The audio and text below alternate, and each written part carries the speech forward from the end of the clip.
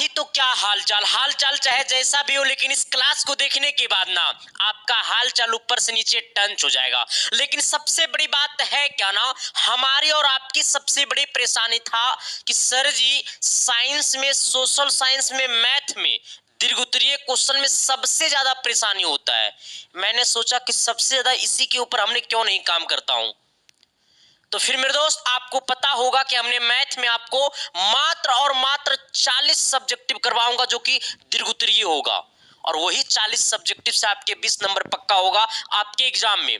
क्योंकि आपको पता होगा कि मैथ में 50 नंबर का ऑब्जेक्टिव होता है, 30 नंबर का लघु उत्तरीय क्वेश्चन होता है और आपको 20 नंबर का दीर्घोत्तरीय क्वेश्चन होता है, जो कि मेरे दोस्त हमने आपको पिछले क्लास ले चुका हूं मैथ का टॉप 40 दीर्घोत्तरीय क्वेश्चन का। ठीक है, तो जो लोग उसका क्लास नहीं देखे तो इस वीडियो के डिस्क्रिप्शन में मैथ का प्लेलिस्ट होगा, वहां से जाना और आपको सारे का सारे क्लासेस मिल जाएगा, और सारे का सारे क्लासेस को कर देना धुआं धुआं, रिजल्ट ऑटोमेटिक ज्वालामुखी की तरह फटेगा मेरे दोस्त। ठीक है, अब बारी है सर साइंस की। तो ये साइंस में ना टॉप 50 सब्जेक्टिव रहेगा सर। ठीक है, और ये 50 सब्जेक्टिव जो रहेगा वो दीर्घोत्तरीय क्वेश्चन रहेगा, और ये 50 से बाहर आपको दीर्घोत्तरीय में नहीं आएगा। कहोगे सर लघु उत्तरीय का भी तो अस्पताल लाइए ना, तो लघु उत्तरीय भी हमने आपको सर बहुत सारे पढ़ा चुका हूं। हमने जो टॉपर सीरीज लिया था वहां पे हम लगभग आपको लघु उत्तरीय ही क्वेश्चन करवाए थे, लेकिन अभी और हम करवाएंगे।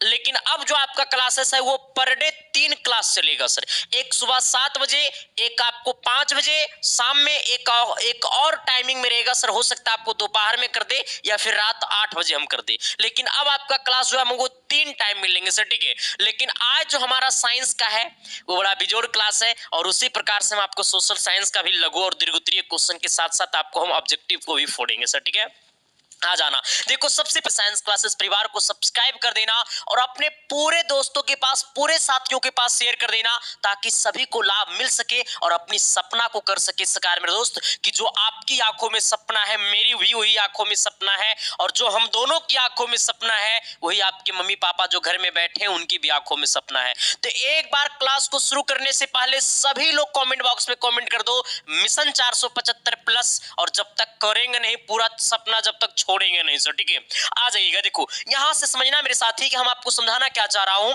मैं आपको ये समझाना चाह रहा हूं कि ये 50 जो है ना वो बीबीआई दीर्घोत्तरीय क्वेश्चन है, और बीबीआई का मतलब होता है भुलाल भटकल आइए जैथू, एकरा से बाहर जइबे नहीं करथू। ठीक है, जो कि हम आपको लेंगे कितना क्लास, तो इसका जो है ना वो आपको हम 6 से 8 क्लास लेंगे मेरे दोस्त। ठीक है, 6 से 8 क्लास में आपको हम पूरा का पूरा क्या कर देंगे, खत्म कर देंगे सर। ठीक है, ऐसे हम 8 क्लास जाने नहीं देंगे, हमारा कोशिश रहेगा कि 6 क्लास में इसको हम क्या कर दे, खत्म कर दे सर। ठीक है, आ जाना। जिसका आज हमारा क्या है, ये पहला क्लास है, तो इसका भी साइंस का भी प्लेलिस्ट बना हुआ है, वहां से जाकर के अगर जो लोग इस वीडियो को लेट से देख रहे हैं तो उसका पूरा का पूरा लेक्चर देख लेना सर। ठीक है, आइएगा सर। आज की क्लास की पहला सवाल और कहता है क्या मेरे दोस्त कि फिर इस बार पूरा लड़ेगा, 101% गारंटी।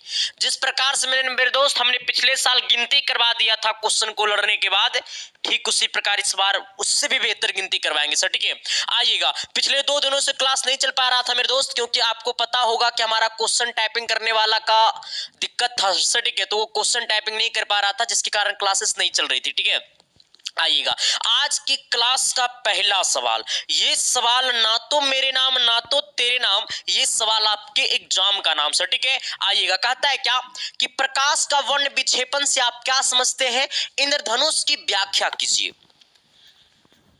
जितना आपको खुद पे भरोसा है ना रे मेरे दोस्त, उससे ज्यादा तुमको भरोसा इस पे करना पड़ेगा। कसम से कहते हैं सर, ये सवाल की तारीफ में जितना कर दूंगा वो कम पड़ जाएगा। ये सवाल की तारीफ आपका बोर्ड एग्जाम करता है। ठीक है, आइएगा सर। हमें कहता है क्या कि सबसे पहले आपको यह बताना है कि प्रकाश का वर्ण विक्षेपण से क्या समझते हैं। यानी कहने का सेंस है कि प्रकाश का वर्ण विक्षेपण किसे कहते हैं, सबसे पहले आपको यह बताना है। फिर ठीक है, फिर बताना है कि इंद्रधनुष की क्या कीजिए, व्याख्या कीजिए। सबसे पहले आपको यह बताना है कि प्रकाश का वर्ण विक्षेपण क्या है, इसके बाद आपको इंद्रधनुष की क्या करना है, व्याख्या करना है। ठीक है सर, अब आइएगा मेरे साथी। कहता है क्या, प्रकाश का वर्ण विक्षेपण का परिभाषा क्या कहता है कि जब को किसी प्रिज्म से गुजारा जाता है तो वह अपने 7 रंगों में बट जाते हैं। विभिन्न रंगों में बटने की इस घटना को प्रकाश का वर्ण विक्षेपण कहते हैं। आप कहिएगा गुरुजी हमरा ना बुझैलो पूरा अच्छा से, तो आ जाना मेरे दोस्त। देखो ऐसे बुझाएगा, ठीक है, देखो यहां से श्वेत प्रकाश जा रही है, यही वाला श्वेत प्रकाश को, ये वाला श्वेत प्रकाश को कभी कभी हम लोग क्या बोल सकते हैं, सूर्य का प्रकाश। क्या बोलेंगे, रे कहने लिखा रहा अच्छा से, इसी को हम लोग कभी, यही पूरा को कभी कभी क्या बोलेंगे, सूर्य का प्रकाश भी इसको हम लोग बोल सकते हैं। ठीक है सर, अब आइएगा, जब यहां से श्वेत प्रकाश जाती है तो एकरा निकल जाना चाहिए था इस प्रकार से सीधा, लेकिन वो सीधा ना जाकर के क्या होता है, इस प्रकार से क्या होता है, मुड़ जाता है मेरे दोस्त। ठीक है, और टोटल कितना रंग बनाता है, तो टोटल यहाँ पे जो है ना वो 7 रंगों में क्या हो जाता है, विभक्त हो जाता है, और इसी घटना को क्या कहते हैं, प्रकाश का वर्ण विक्षेपण कहते हैं। हमने यही बोला, जैसे देखो फिर से इसको हम समझते हैं, हमने क्या कहा, प्रकाश का वर्ण विक्षेपण से आप क्या समझते हैं, इंद्रधनुष की व्याख्या कीजिए। कहता है क्या कि जब श्वेत प्रकाश या सूर्य की प्रकाश को किसी प्रिज्म से गुजारा जाता है, और ये वाला जो ऐसे ऐसे जो बना होता है ना, ये जो हमारा बना होता है ना ऐसे, इसी को क्या कहते हैं, प्रिज्म कहते हैं सर। ठीक है, प्रिज्म से गुजारा जाता है तो वह अपने 7 रंगों में बट जाते हैं।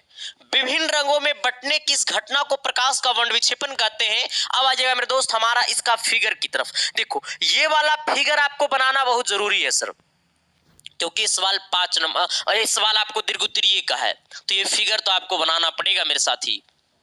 ठीक है, ये फिगर बना लीजिएगा। इसके बाद आप इसके नीचे में, फिगर के नीचे लिखिएगा, पता है क्या, फिगर के नीचे लिखिएगा, इसकी व्याख्या कीजिएगा। फिगर का नीचे आपको लिखना है क्या कि इंद्रधनुष का बनना प्रकाश के परिक्षेपण क्रिया का परिणाम है। हमने क्या कहा, इंद्रधनुष का बनना प्रकाश के परिक्षेपण क्रिया का परिणाम है। वायुमंडल में उपस्थित वर्षा की बूंदों द्वारा प्रकाश के अपवर्तन तथा आंतरिक परावर्तन के पश्चात विक्षेपित होने से इंद्रधनुष का निर्माण होता है। इंद्रधनुष हमेशा सूर्य के विपरीत दिशा में बनता है। केकरो दिक्कत है, तकलीफ है रे भाई, कष्ट नानो है, तो क्या मैंने जो बोला वो चमका न जी, अरे एस या नो तो बोलो न जी। आओ ना एक बार, हमने क्या कहा, आपको फिगर बनाने के बाद आपको नीचे में लिखना है कि इंद्रधनुष का बनना प्रकाश के परिक्षेपण की क्रिया का परिणाम है। हमने क्या कहा, इंद्रधनुष का बनना प्रकाश के परिक्षेपण क्रिया का परिणाम है।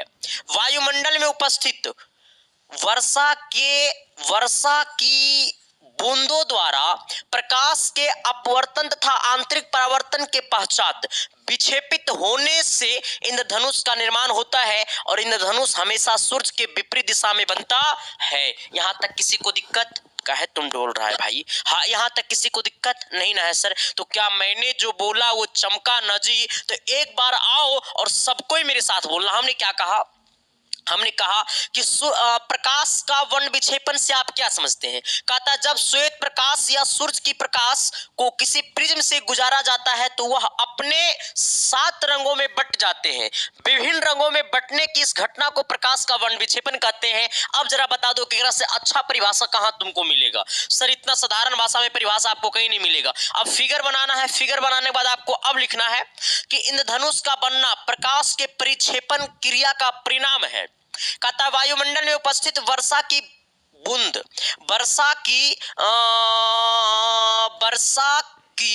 बूंदों द्वारा प्रकाश के अपवर्तन तथा आंतरिक परावर्तन के पश्चात विक्षेपित होने से इंद्रधनुष का निर्माण होता है, और इंद्रधनुष हमेशा सूर्य के विपरीत दिशा में बनता है।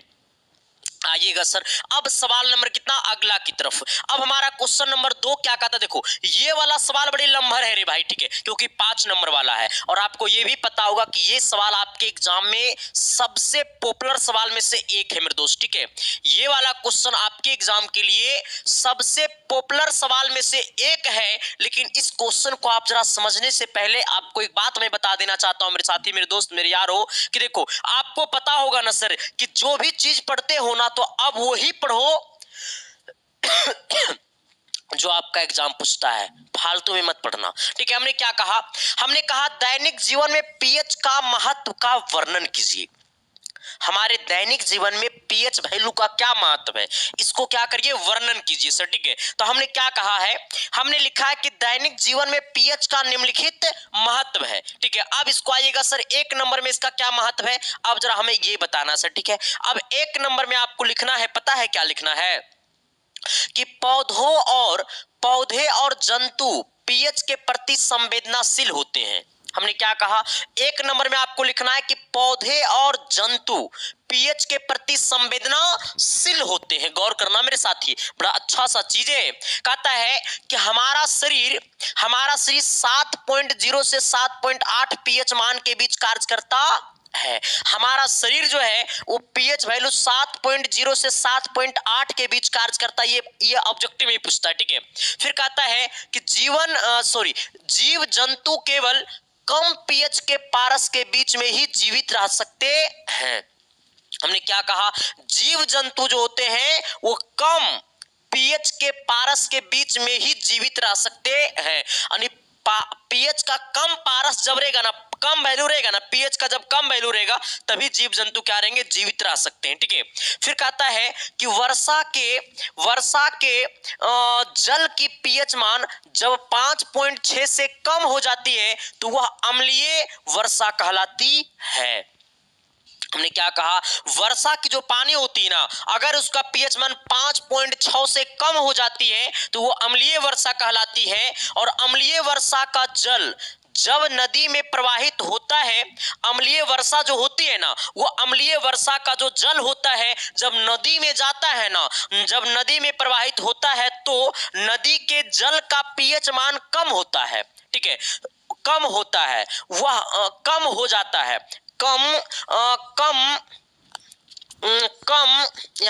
कम इसको काट देना, कम हो जाता है, ठीक है, कम हो जाता है। ऐसे जल में जलीय जीवों का जीवन कठिन हो जाता है। हमने क्या कहा, मेरी बातों को समझा, नहीं समझा? हमने ये कहा मेरे साथी, इसको जरा काट देना सर, ठीक है। ये कम होता नहीं, इसको आप काटिएगा, कम हो जाता है वो होगा सर, ठीक है। हमने क्या कहा, हमने ये कहा है कि पौधे और जंतु पीएच के प्रति संवेदनशील होते हैं। इसका अब लिखना है। कहता है हमारा शरीर 7.0 से 7.8 पीएच मान के बीच कार्य करता है। जीव जंतु केवल कम पीएच के पारस के बीच में ही जीवित रह सकते हैं। कहता है रह सकते हैं। वर्षा के जल की पीएच मान जब 5.6 से कम हो जाती है तो वह अम्लीय वर्षा कहलाती है। अम्लीय वर्षा का जल जब नदी में प्रवाहित होता है तो नदी के जल का पीएच मान कम हो जाता है, कम हो जाते हैं या फिर कम हो जाता है।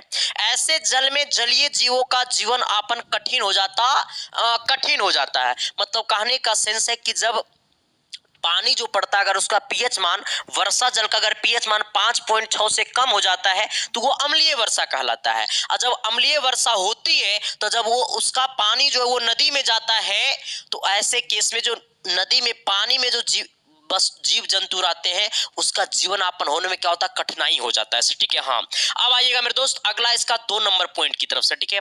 इसका दूसरा पॉइंट हमने क्या लिखा है, हमने लिखा है कि खेत के मिट्टी का पीएच, हमारा खेत का मिट्टी का भी पीएच बहुत जरूरी है, ठीक है। कहता है अच्छी फसल के लिए पौधों को एक विशिष्ट पीएच मान की आवश्यकता होती है, अतः मिट्टी के पीएच मान के जांच के बाद खेती करनी चाहिए।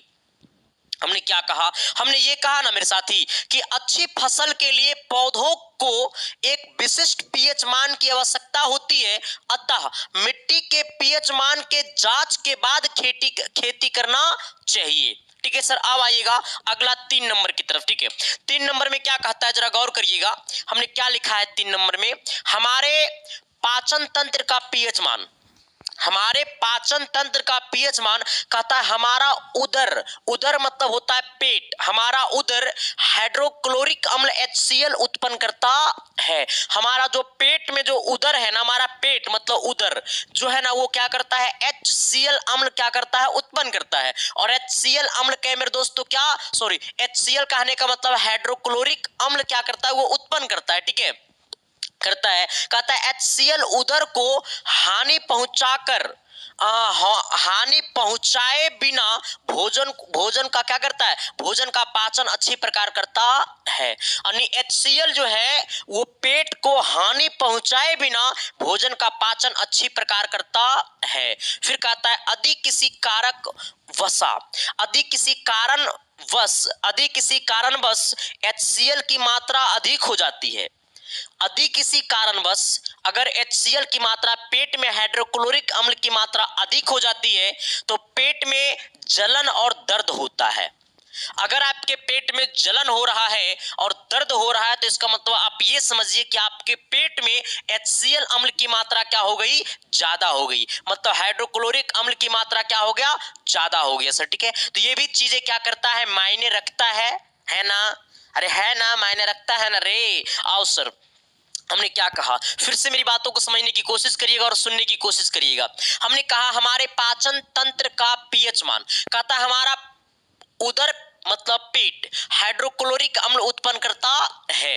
हाइड्रोक्लोरिक मतलब होता है HCl। कहता है HCl उदर को हानि पहुंचाए बिना भोजन का पाचन अच्छी प्रकार करता है। कहता है यदि किसी कारणवश HCl किसी कारणवश HCl की मात्रा अधिक हो जाती है तो पेट में जलन एवं दर्द होता है। आइएगा सर इसका चौथा नंबर, इसका चौथा नंबर में क्या लिखना है। चौथा नंबर कहता है कि पीएच परिवर्तन के कारण दांत का क्षय होना।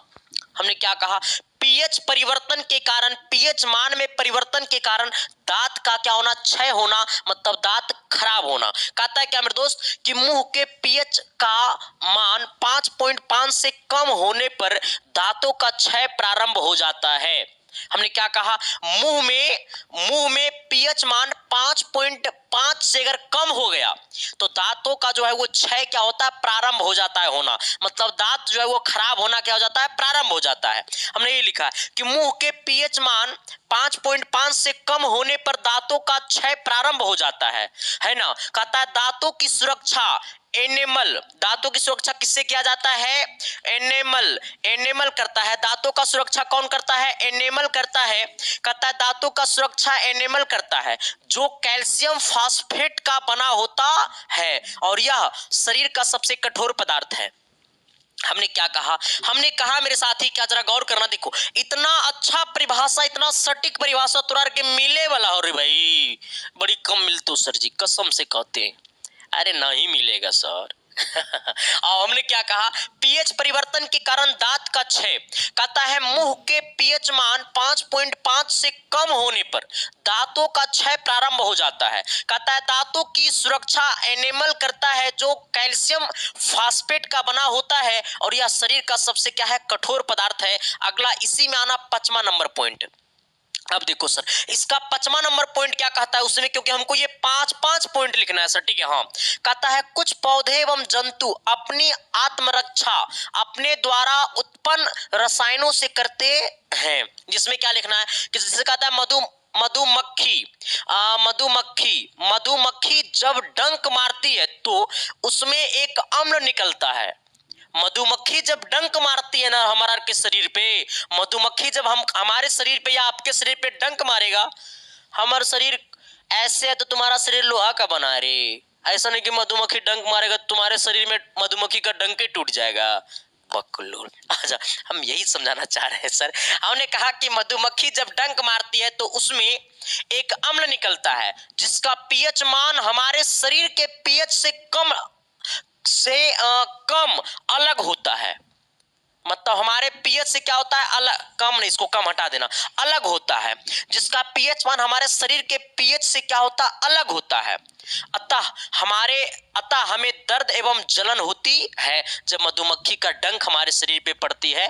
तो यहां तक किसी को दिक्कत, परेशानी, तकलीफ, कष्ट नहीं ना है सर। तो आप 1 मिनट टाइम दो, 1 मिनट टाइम दो मेरे दोस्त, हम आपको एक चीज प्रमोशन कर देते हैं आपके सामने।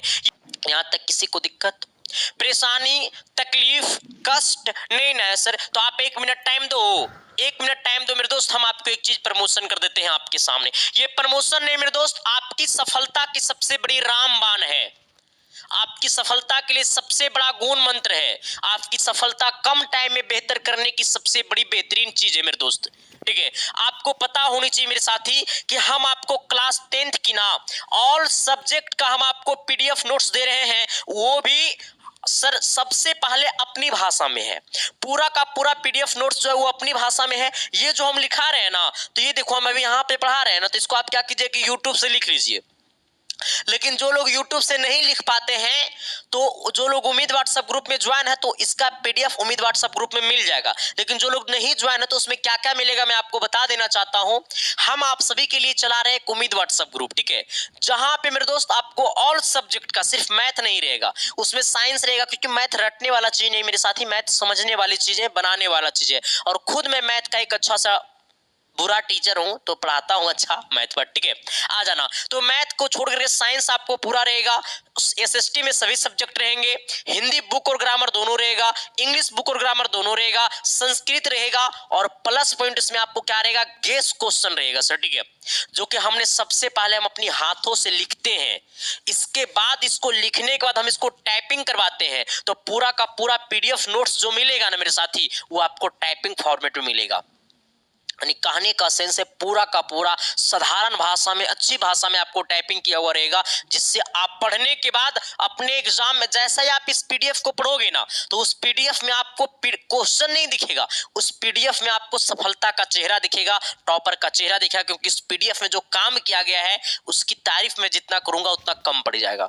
तो वो कहाँ मिलेगा, वो सारे का सारे PDF कहाँ मिलेगा? पहले तो आपको ऑल सब्जेक्ट का चैप्टर वाइज ऑब्जेक्टिव सब्जेक्टिव मिलेगा, उसके बाद आपको गेस क्वेश्चन मिलेगा सर, ठीक है, वही उम्मीद ग्रुप में ज्वाइन कर दिया जाएगा, और तमाम पूरा PDF जो है वो आपके पास भेज दिया जाएगा। ये उम्मीद व्हाट्सएप ग्रुप का सबसे बड़ा फायदा है कि इस ग्रुप में ना तो आप किसी का नंबर देखिएगा, ना तो कोई आपका नंबर देखेगा, ब्रॉडकास्ट के थ्रू PDF आपके नंबर पे मेरा नंबर बन करके जाएगा, ठीक है मेरे साथी, बाकी आप लोग ज्वाइन कर लेना। अब आइएगा सर अगले क्वेश्चन। अगला क्वेश्चन हमारा 3 नंबर सवाल क्या कहता है, जरा गौर करिएगा। देखो ये भी क्वेश्चन किसी से कम नहीं है, तो इस क्वेश्चन की तारीफ हमारा नहीं, हमारा बोर्ड एग्जाम का, हम नहीं, हमारा बोर्ड एग्जाम करता है। कहता है चालक, अचालक, अर्धचालक, अति चालक से आप क्या समझते हैं? हमें क्या बोला है? हमें बोला है ना मेरे साथी कि चालक, अचालक, अर्धचालक और अति चालक से आप क्या समझते हैं? ये चारों का क्या करना है, परिभाषा लिखना है, ठीक है। हमें कहता है क्या, चालक क्या है? कहता है जिन धातुओं में विद्युत धारा आसानी से प्रवाहित होती है उसे क्या कहते हैं, चालक कहते हैं। यानी कहने का सेंस है जिन धातु से विद्युत धारा आसानी से प्रवाहित होती है उसे क्या कहते हैं, चालक कहते हैं। जैसे में तांबा हो गया, लोहा हो गया, इत्यादि हो गया। अब आइएगा सर अचालक की तरफ। कहता है अचालक किसे कहते हैं? कहता है वैसा धातु या पदार्थ जिनमें धारा प्रवाहित नहीं होती है। हमने क्या कहा, वैसा धातु या पदार्थ जिनमें धारा प्रवाहित नहीं होती है उसे क्या कहते हैं, अचालक कहते हैं। जैसे हमारा कांच और क्या है, ये रबड़ कर लेना मेरे दोस्त, इसको क्या कर लेना, रबड़ कर लेना सर, ठीक है।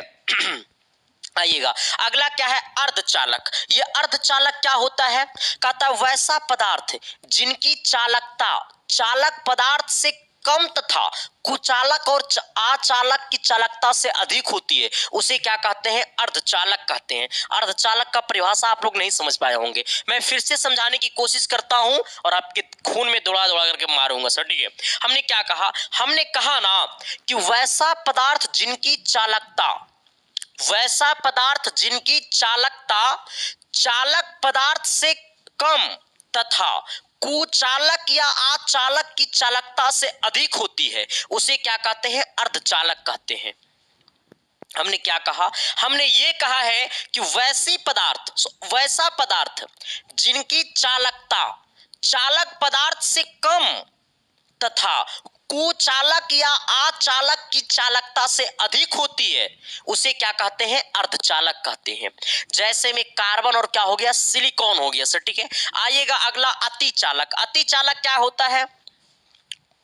हमें बोलता है ना मेरे साथी क्या, कि वैसा पदार्थ जिनमें अति निम्न ताप पर धारा प्रवाहित करने पर बिना प्रतिरोध के अर्थात बिना ऊर्जा क्षय के धारा बहती है उसे क्या कहते हैं, अतिचालक कहते हैं। हमने क्या कहा, वैसा पदार्थ जिनमें अति निम्न ताप पर धारा प्रवाहित करने पर बिना प्रतिरोध के अर्थात बिना ऊर्जा क्षय के धारा बहती है उसे क्या कहते हैं, अतिचालक कहते हैं। आप चीजों को समझ गए होंगे। अब आइएगा सर हमारी क्वेश्चन की दुनिया में सर, ठीक है। देखो ये वाला सवाल बड़ा अच्छा क्वेश्चन है मेरे साथी, जरा आप इसको पढ़ने की कोशिश करिएगा। देखो आप ये नहीं, ये 50 क्वेश्चन में डबल स्टार मार लेना, वीवीआई का मतलब है भुलाल भटकल आइए जैथू, तो आज थू। ठीक है, हमने क्या कहा, हमने ये कहा है क्या कि मेंडलीफ की आवर्त सारणी और आधुनिक आवर्त सारणी में अंतर स्पष्ट कीजिए। तो आपको डैश देख के लिखना है कि मेंडलीफ की आवर्त सारणी और आधुनिक आवर्त सारणी में निम्नलिखित अंतर है सर। ठीक है, अब क्या करना, आपको बीच में वो लाइनिंग देना है और एक साइड आपको लिखना है मेंडलीफ की आवर्त सारणी और दूसरा साइड आपको क्या लिखना है, आधुनिक आवर्त सारणी सर। ठीक है, अब आइएगा, इधर आइएगा, कहता है कि यह तत्व के परमाणु द्रव्यमान पर आधारित है। यानी कहने का सेंस है कि जो मेंडलीफ का आवर्त सारणी था ना, या फिर जो मेंडलीफ का आवर्त सारणी है ना, वो परमाणु द्रव्यमान पे आधारित है। ये ऑब्जेक्टिव में भी पूछेगा कि मेंडलीफ के आवर्त सारणी किस पे आधारित है, तो परमाणु द्रव्यमान पे। ठीक है, फिर कहता है यह तत्व के परमाणु संख्या पर आधारित है। यानी कहने का सेंस है कि आधुनिक आवर्त सारणी जो है वो तत्व के परमाणु संख्या पे आधारित है, तो आधुनिक आवर्त सारणी तत्व के परमाणु द्रव्यमान पे आधारित है। ये हमारा परमाणु संख्या पे आधारित है, तो ये हमारा परमाणु द्रव्यमान पे आधारित है। फिर कहता है कि इसमें उप समूह ए और बी एक ही वर्ग के अंतर्गत है। यानी कहने का सेंस है कि हमारा मेंडलीफ के आवर्त सारणी में उप समूह ए तथा बी जो है वो एक ही वर्ग के अंतर्गत है। मतलब ए उप समूह और बी उप समूह जो है वो दोनों एक ही वर्ग के अंतर्गत में है। ठीक है, फिर कहता है इसमें उप समूह ए तथा बी को अलग अलग वर्गों के रूप में रखा गया है। हमने क्या कहा, इसमें उप समूह ए तथा बी को अलग अलग वर्गों के रूप में रखा गया है और इसमें क्या किया गया है कि ए और बी को एक ही उप समूह में रखा गया है, लेकिन इसमें क्या किया गया है, दोनों को अलग अलग रखा गया है सर। ठीक है, आइएगा तीसरा अंतर में आइएगा, हमने तीसरा अंतर क्या कहा है, कहता है इसमें कुल 36 पंक्तियां और 8 उदर्ग स्तंभ है। हमने क्या कहा, इसमें जो है वो आपसे पूछेगा कि मेंडलीफ के आवर्त सारणी में कितनी 36 पंक्तियां हैं, तो मेंडलीफ के आवर्त सारणी में 36 पंक्तियां हैं और उदर्ग स्तंभ कितना है, तो 8 उदर्ग स्तंभ है। ठीक है, फिर कहता है कि आधुनिक आवर्त सारणी में 7 36 पंक्तियां हैं और 18 उदर्ग स्तंभ है। हमने क्या कहा, ये ऑब्जेक्टिव में भी पूछेगा कि आधुनिक आवर्त सारणी में कितना उदर्ग स्तंभ, सॉरी मेंडलीफ के आवर्त सारणी में कितना उदर्ग स्तंभ है, तो मेंडलीफ के आवर्त सारणी में 8 उदर्ग स्तंभ है, 6 को 36 पंक्तियां हैं। तो वही हमारा मेंडलीफ के जो आवर्त सारणी है उसमें हमारा 7 को 36 पंक्तियां हैं, तो 18 को उदर्ग स्तंभ है। ठीक है, आइएगा सर अगला चौथा नंबर क्या कहता है, इसका चौथा अंतर में आइएगा, कहता है इसमें अक्रिय गैस का कोई स्थान नहीं है।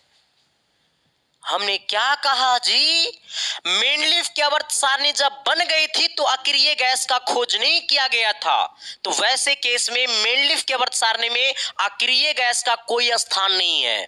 ठीक है, हमने यही लिखा है कि इसमें अक्रिय गैस का कोई स्थान नहीं है, लेकिन इसमें अक्रिय गैस को 18वें समूह में रखा गया है। आधुनिक आवर्त सारणी में अक्रिय गैस को 18वें समूह में रखा गया है, तो इसमें अक्रिय गैस का कोई स्थान नहीं है। ठीक है, फिर कहता है कि इसमें कई दोष हैं।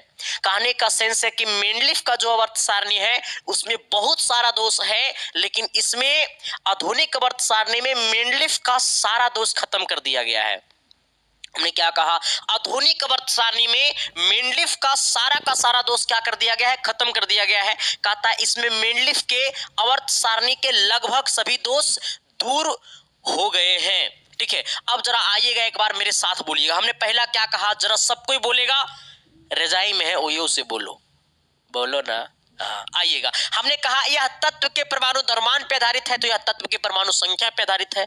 इसमें उप समूह ए और ए तथा बी एक ही वर्ग के अंतर्गत है। इसमें उप समूह ए तथा बी को अलग अलग वर्गों के रूप में रखा गया है। इसमें कुल 6 36 पंक्तियां 8 उदर्ग स्तंभ है। इसमें कुल 7 36 पंक्तियां और 18 उदर्ग स्तंभ है। इसमें अक्रिय गैस का कोई स्थान नहीं है। इसमें अक्रिय गैस को 18वें समूह में रखा गया है।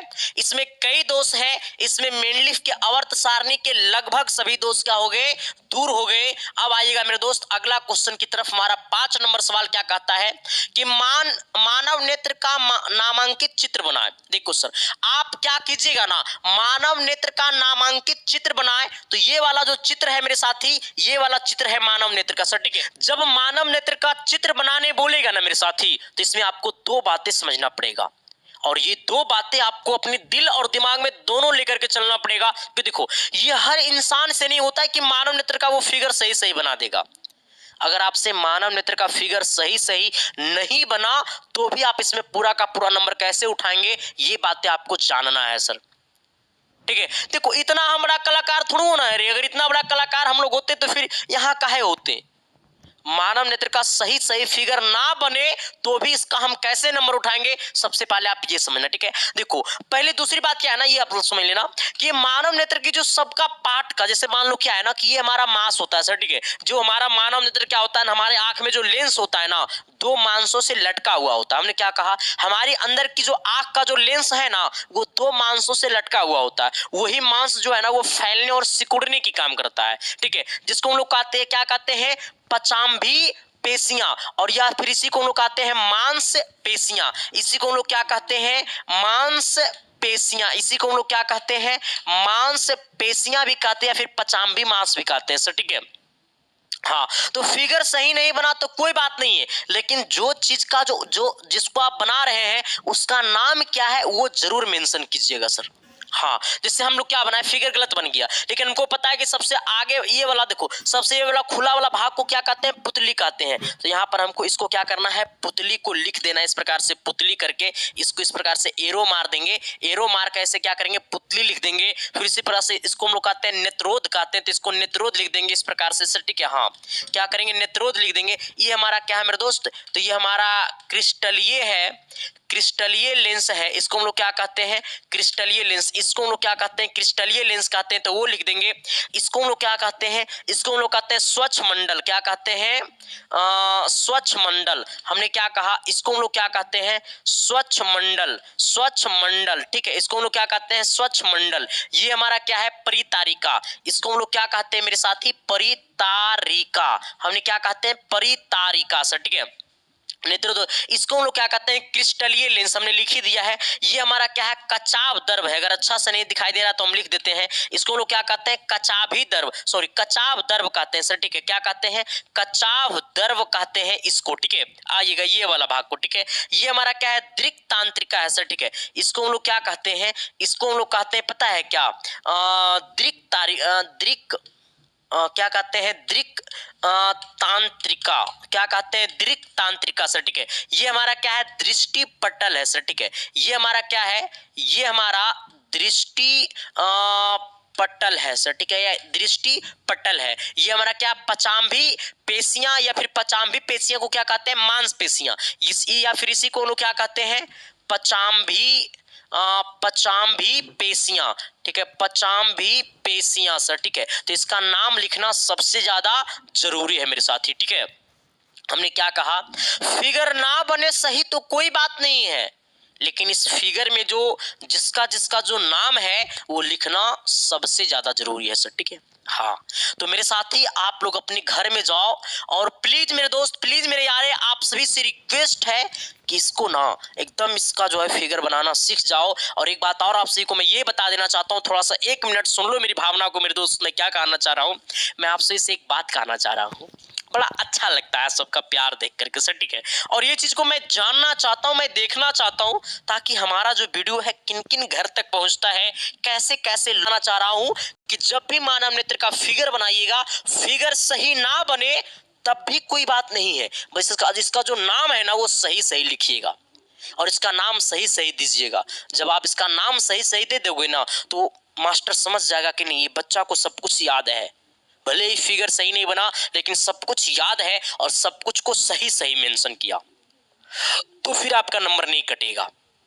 मेरी बातों को समझ पाए हो ना, मैं क्या बोलना चाह रहा हूं, समझ गए हो। इंसान के लिए इशारा काफी है। लेकिन मेरे साथी मैं आपको यह बता देना चाहता हूं, आज तक की क्लासेस इतना ही रहेगा, माफ करना। और हम मिलते हैं, अब आपको पता होगा कि हम आपको पर डे 3 क्लासेस लेंगे, 1-2 क्लासेस नहीं, पर डे 3 क्लासेस लेंगे सर, क्योंकि मैंने जो वादा किया उस वादा को पूरा करना है। मैं खुद को मिटा दूंगा लेकिन आपकी सपना को मिटाने नहीं दूंगा। मैं खुद को लुटा दूंगा लेकिन आपकी सपना को लुटने नहीं दूंगा। मैं खुद को नीलाम कर दूंगा लेकिन आपको सपना को नीलाम होने नहीं दूंगा। क्योंकि मेरे दोस्त मुझे पता है ना कि जब बच्चा क्लास 10th का एग्जाम देता है ना तो उसकी भावना क्या होती है, उसके दिल और दिमाग में क्या चलता है, वो क्या चाहता है, उसके ऊपर कैसा समय बीतता है, एग्जाम के लास्ट दिन, एग्जाम के लास्ट मंथ, वो मैं समझ सकता हूँ मेरे साथी। इसीलिए मैं कहता हूँ आपकी सपना को मिटने नहीं दूंगा। और ये मेरी वादा है मेरे दोस्त, दुश्मनों से कह देना कि तुम खेल लो और तुम कूद लो, तुम नाच लो और तुम गा लो, हमारी सपना हमारे दिल में खुशियां तो उस दिन होगी जब हमारा बोर्ड एग्जाम में रिजल्ट मेरा अच्छा होगा। और मैं सभी साथियों से रिक्वेस्ट करता हूं कि अभी सिर्फ और सिर्फ पढ़ाई करो, कहीं कुछ नहीं करना है, पढ़ाई के सिवा भी कुछ नहीं करना है। बस अंतिम 15 दिन बचा हुआ है मेरे साथी, इसे फोड़ दो, छोड़ना मतलब फोड़ दो, तोड़ दो, मचोड़ दो, अपनी सपना को झुकने मत देना, क्योंकि हम लोग वही धरती से हैं जो राजेंद्र प्रसाद की धरती है, जो गौतम बुद्ध की धरती है, जो दशरथ मांझी की धरती है, जो पहाड़ तोड़ते देरी नहीं लगा रहे तो तोड़ते देरी लगेगा, सर झुकने नहीं देंगे। ठीक है, तो सभी को मेरा नमस्कार है सर, सभी को मेरा प्रणाम है। और ये वीडियो कैसा लगा जरा वो भी कमेंट बॉक्स में कमेंट करके बता देना, ताकि मैं सर अपनी भावना को आप व्यक्त कीजिएगा, ताकि मुझे अच्छा लगे। ठीक है, बाकी सर हम मिलते हैं आप सबके बीच शाम 5 बजे, फिर एक क्लास और हम लेंगे सर, 3 क्लास अब आपका चलेगा डेली। ठीक है, बाकी सभी को थैंक यू, सभी को लव यू दिल से, मिलते हैं आप सबके बीच। और हम मिलते हैं, अब आपको पता होगा कि हम आपको पर डे 3 क्लासेस लेंगे, 1-2 क्लासेस नहीं, पर डे 3 क्लासेस लेंगे सर, क्योंकि मैंने जो वादा किया उस वादा को पूरा करना है। मैं खुद को मिटा दूंगा, लेकिन आपकी सपना को मिटाने नहीं दूंगा। मैं खुद को लुटा दूंगा, लेकिन आपकी सपना को लुटने नहीं दूंगा। मैं खुद को नीलाम कर दूंगा, लेकिन आपको सपना को नीलाम होने नहीं दूंगा। क्योंकि मेरे दोस्त मुझे पता है ना कि जब बच्चा क्लास 10th का एग्जाम देता है ना, तो उसकी भावना क्या होती है, उसके दिल और दिमाग में क्या चलता है, वो क्या चाहता है, उसके ऊपर कैसा समय बीतता है एग्जाम के लास्ट दिन, एग्जाम के लास्ट मंथ, वो मैं समझ सकता हूं मेरे साथी। इसीलिए मैं कहता हूं आपकी सपना को मिटने नहीं दूंगा। और ये मेरी वादा है मेरे दोस्त, दुश्मनों से कह देना कि तुम खेल लो और तुम कूद लो, तुम नाच लो और तुम गा लो, हमारी सपना हमारे दिल में खुशियां तो उस दिन होगी जब हमारा बोर्ड एग्जाम में रिजल्ट मेरा अच्छा होगा। और मैं सभी साथियों से रिक्वेस्ट करता हूं कि अभी सिर्फ और सिर्फ पढ़ाई करो, कहीं कुछ नहीं करना है, पढ़ाई के सिवा भी कुछ नहीं करना है। बस अंतिम 15 दिन बचा हुआ है मेरे साथी, इसे फोड़ दो, छोड़ना मतलब फोड़ दो, तोड़ दो, मचोड़ दो, अपनी सपना को झुकने मत देना, क्योंकि हम लोग वही धरती से हैं जो राजेंद्र प्रसाद की धरती है, जो गौतम बुद्ध की धरती है, जो दशरथ मांझी की धरती है, जो पहाड़ तोड़ते देरी नहीं लगा रहे तो तोड़ते देरी लगेगा, सर झुकने नहीं देंगे। ठीक है, तो सभी को मेरा नमस्कार है सर, सभी को मेरा प्रणाम है। और ये वीडियो कैसा लगा जरा वो भी कमेंट बॉक्स में कमेंट करके बता देना, ताकि मैं सर अपनी भावना को आप व्यक्त कीजिएगा, ताकि मुझे अच्छा लगे। ठीक है, बाकी सर हम मिलते हैं आप सबके बीच शाम 5 बजे, फिर एक क्लास और हम लेंगे सर, 3 क्लास अब आपका चलेगा डेली। ठीक है, बाकी सभी को थैंक यू, सभी को लव यू दिल से, मिलते हैं आप सबके बीच हम नेक्स्ट क्लास में, तब तक के लिए बाय बाय। और अपने सभी साथियों के पास शेयर कर देना, अपने सभी लोगों तक शेयर कर देना, इस वीडियो को ज्यादा से ज्यादा लोगों तक क्या कर देना, फैला देना, ताकि सभी की सपना में क्या हो सके, प्रकाश आ सके, रोशनी आ सके, उनकी झोपड़ी वाला घर महल में बदल सके, क्योंकि जब आप अच्छा करोगे तभी ना सर सपना पूरा होगा सबका। ठीक है, बाकी थैंक यू।